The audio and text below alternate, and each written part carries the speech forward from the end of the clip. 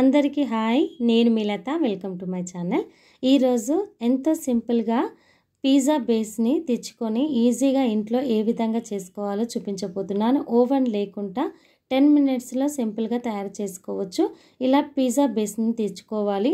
మనకు సూపర్ మార్కెట్లో కానీ ఎక్కడైనా సరే ఈజీగా మనకు దొరుకుతుంది. ఈ విధంగా తెచ్చుకున్నటువంటి పిజ్జా బేస్ పైన టమాటో కచప్ను వేసుకోవాలి.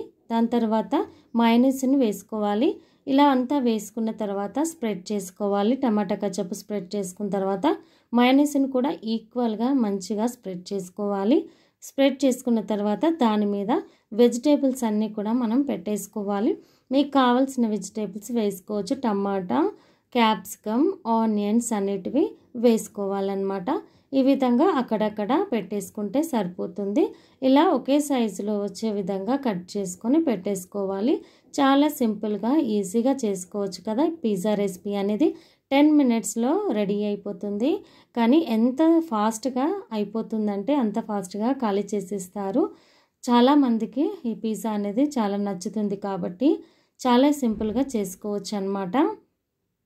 ఈ విధంగా క్యాప్సికమ్, ఆనియన్స్ ఇవన్నీ కూడా పెట్టేసుకున్న తర్వాత ఇక్కడ చీజ్ అనేది ఇలా స్ప్రెడ్ చేసుకుంటూ తురుముకోవాలి అన్నమాట.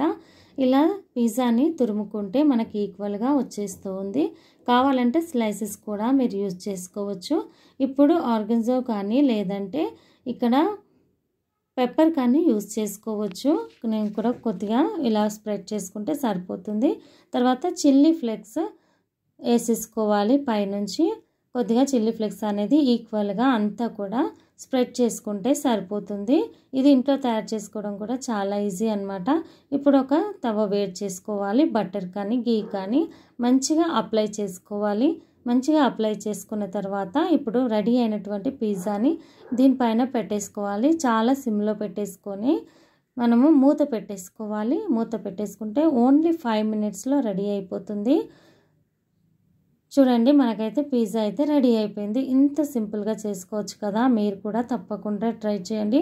చాలా సూపర్గా వచ్చింది. నాకైతే మీకు కూడా చాలా సూపర్గా వస్తుందని ట్రై చేస్తారని నేనైతే అనుకుంటూ ఉన్నాను. మీకు కావాల్సిన షేప్లో ఇలా కట్ చేసుకొని తినేసేయండి. అంతే, చాలా సింపుల్గా రెడీ అయినటువంటి పిజ్జా అయితే మీకోసం. Thank you friends, thank you for watching. ఎవరైతే ఫస్ట్ టైం చూస్తున్నారో నా ఛానల్ని సబ్స్క్రైబ్ చేయండి, లైక్ చేయండి, షేర్ చేయండి. Thank you friends.